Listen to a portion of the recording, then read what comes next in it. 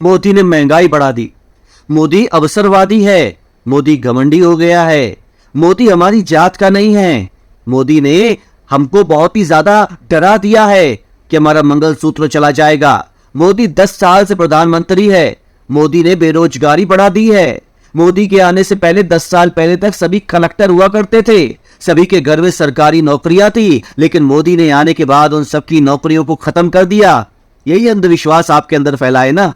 लेकिन एक बात बताऊं, मैंने जो वोट दिया है ना, मैंने, आपका तो पता नहीं, लेकिन मैंने जो वोट दिया है ना, अयोध्या वासियों ध्यान से सुनना, चुल्लू भर पानी में डूबने वाली हालत है आप लोगों की। आपने पता नहीं क्या सोच के वोट दिया। मोदी का अहंकार तोड़ने के लिए वोट दिया, मोदी को रुलाने के लिए वोट दिया, इस देश को अपने दुश्मनों के हाथों में सौंपने के लिए वोट दिया, अपने बच्चों के भविष्य के साथ खिलवाड़ करने के लिए वोट दिया। लेकिन हमने जो वोट दिया है, और केवल और केवल और केवल और केवल एक वजह से दिया है कि मोदी ने राम मंदिर बनवाया है, और कोई कारण नहीं था, और कोई कारण नहीं था। और एक सच्चे हिंदू के साथ, एक सच्चे हिंदू के दिल में, एक सच्चे हिंदू के मन में केवल यही कारण होना चाहिए। मैं याद दिलाना चाहता हूं उन झूठे हिंदुओं को उनका ज़मीर, उनका ईमान जो अब शायद बचा नहीं। आपको क्या लगता है, क्या लगता है आपको कि आप बच जाओगे? आप इस पाप को करने के बाद बच जाओगे? नहीं, कतई नहीं। जो इंसान राम का होकर के राम के लिए जीता है, जो इंसान राम की प्रजा बना करके राम राज्य बनाना चाहता है, जो इंसान एक राम मंदिर जो कि 500 सालों से अटका हुआ था उसको बनवा चुका है, उस इंसान को धोखा देके आपको क्या लगता है बच जाओगे? क्या लगता है आपको कि हिंदू होकर के हिंदुओं के इष्ट देव राम से दगा करके बच जाओगे? क्या लगता है आपको कि जिसने राम का मंदिर बनवाया, एक हिंदू होकर के उसको वोट ना दिया अगर उसने, तो क्या वो बच पाएगा? श्री कृष्ण गीता में कहते हैं कि धर्म के लिए अगर आप लड़ नहीं सकते हो तो कम से कम हथियार डाल दो। धर्म के लिए लड़ना सबसे बड़ी सर्वोपरि मोक्ष की प्राप्ति वाला कर्म है, लेकिन अगर आप लड़ नहीं सकते हो तो कम से कम दुश्मनों और शत्रुओं के साथ में तो जाकर खड़े मत हो जाओ। एक हिंदू होकर के जो अपने बाप का हिंदू बेटा है, एक हिंदू वो जिसका आने वाली औलाद हिंदू होगी, क्या वो हिंदुओं के इष्ट देव भगवान श्री राम को दगा देकर बच पाएगा? जब ऊपर जाएगा तो भगवान पूछेगा कि उस एक इंसान ने जिसने मेरे लिए अपना तन मन धन पूरा जीवन खपा दिया, 18 घंटे मेरे लिए काम करता था, तुमने उसको दगा दे दी, उस इंसान के पीठ पे छुरा भोग दिया जो तुम्हारे लिए लड़ रहा था, जो तुम्हारे लिए ढाल बना बैठा था।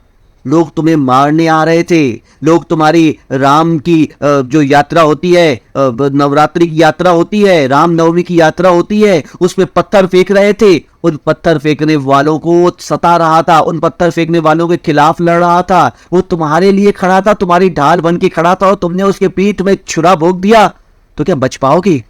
नहीं बच पाओगे। मित्रों, कर्मों की गति भुगते बिना नहीं है, और सही कर्म, अच्छे कर्म, शुभ कर्म यदि आपको सुख देंगे तो बुरे कर्म भी दुख भी देंगे।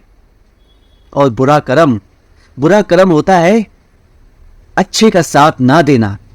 बुरा कर्म वो होता है जिसने आपकी मदद की, जिसने आपके धर्म की मदद की, जिसने आपकी देश की मदद की, जो आपके राष्ट्र के लिए खड़ा हुआ है, जो तन मन धन से पूरे जीवन को न्यौछावर करके आपके साथ खड़ा हुआ है, जो आपके राम, आपके भगवान के साथ खड़ा हुआ है।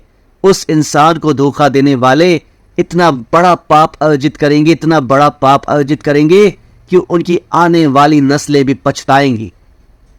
अगर दोस्तों आपने कभी ऐसा सुना होगा कि कोई एरोप्लेन, कोई हेलीकॉप्टर क्रैश हो गया तो उसमें कुछ मासूम मर गए, उसमें कुछ बेचारे ऐसे निर्दोष लोग मर गए जिनकी कोई गलती नहीं थी, तो आप गलत हो। बिना गलती के एक नए % का भी दुख आपको नहीं मिल सकता, और बिना अच्छे कर्म के एक नए % का सुख भी आपको नहीं मिल सकता। दिन के 24 घंटे में जितने मिनट होते हैं, जितने सेकंड होते हैं, हर एक पल, हर एक समय का तिनका तिनका, पल पल, छिन छिन पाप और पुण्य में डिवाइड होता है। आज मैं तो अपना कर्म और धर्म संवारने के लिए आपको ये बता रहा हूं कि आपने गलत किया, अपने धर्म के लिए, अपनी राष्ट्र और भाषा के लिए, अपनी भारत माता के लिए तिनका भरी सही कोशिश कर रहा हूं, तो ये एक पुण्य कमा रहा हूं। और वो लोग जो जाने अनजाने में या जानबूझकर या किसी की बातों में आकर गलत कर बैठे, उनको तो भुगतना पड़ेगा ही। क्यों भुगतना पड़ेगा? क्यों भुगतना पड़ेगा? इसीलिए क्योंकि रास्ते पे पत्थर पड़ा हो और आपको गलती से ठोकर लग जाए, तो वो पत्थर या वो जमीन या सामने वाला खंबा ये नहीं देखता है कि आपको गलती से ठोकर लगी। आपको ठोकर लगी तो आपको चोट भी लगेगी, बल्कि गलती से ठोकर लगी तो ज्यादा चोट लगेगी, क्योंकि आप सावधान नहीं थे। लेकिन शर्म आनी चाहिए उन हिंदुओं को जो सावधान भी थे। शर्म आनी चाहिए उन हिंदुओं को जिनके लिए 7 लाख लोगों ने अखंड भारत, अखंड हिंदुस्तान के लिए अपनी जान गंवा दी। शर्म आनी चाहिए उन लोगों को जिनके लिए गुरु गोविंद सिंह ने अपने 4 बच्चों को, 5 साल से 10 साल की उम्र के मासूम बच्चों को कटवा दिया। लेकिन धर्म के साथ कोई भी खिलवाड़ नहीं किया, धर्म के साथ उन्होंने कोई भी पक्षपात नहीं किया। लेकिन उन हिंदुओं को अपने कर्मों का तो भुगतान करना ही पड़ेगा जो बेचारे गलत कर्म कर गए। उनको सीखना चाहिए संगठित हमारे और कौम के भाई बहनों से, जिन्होंने एक भी वोट मोदी जी को नहीं दिया। ये बात कर रहा हूं रामपुर की, उत्तर प्रदेश में एक गांव है रामपुर, जहां पर तकरीबन 2500 मुस्लिम परिवार रहते हैं और उन सभी मुस्लिम परिवारों में 550 के आजू बाजू लगभग घर, 532 घर मोदी जी ने दिए योजना के तहत। लेकिन उस गांव से एक भी वोट मोदी जी को नहीं गया, क्योंकि वो सब अच्छे लोग हैं, वो सब ईमान वाले लोग हैं, जमीर वाले लोग हैं। लेकिन आप कुछ ऐसे ही हो जैसे कॉकरोच होते हैं। कॉकरोच के सामने आप 50 तरह की मिठाइयां रख दीजिए, लेकिन कॉकरोच हमेशा गंदगी पे ही जाके बैठेगा, उसको गंदगी ही पसंद आएगी। मोदी जी ने क्या क्या किया सुनिएगा, मैं आपको बताना चाहता हूं, कुछ मेरे पास डेटा है वो बताना चाहता हूं। मोदी जी ने राम मंदिर बनवाया, उसको आपने तो स्वाहा कर ही दिया, लेकिन साथ में मोदी जी ने धारा 370 भी हटाई थी, जो कि कश्मीर का कोई भी पर्सन था पाकिस्तानी बन सकता था, पाकिस्तान और कश्मीर आपस में मिल सकते थे। आप 370 का इतिहास पढ़ के देखिएगा, उसको मोदी जी ने हटाया, वो आपने स्वाहा कर दिया।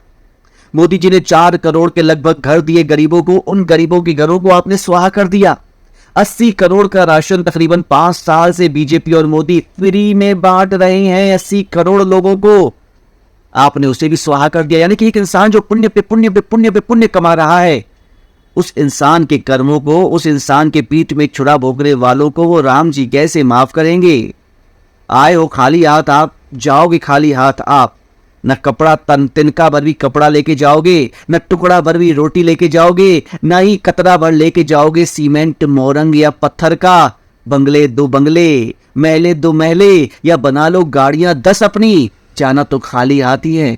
और ये कर्म आपको छोड़ने वाला नहीं है, छोड़ने वाला बिल्कुल भी नहीं है। और मैं उस भगवान से बोलूंगा कि छोड़ो तो बिल्कुल भी नहीं, 10 गुना उन लोगों को उनके पाप का फल देना।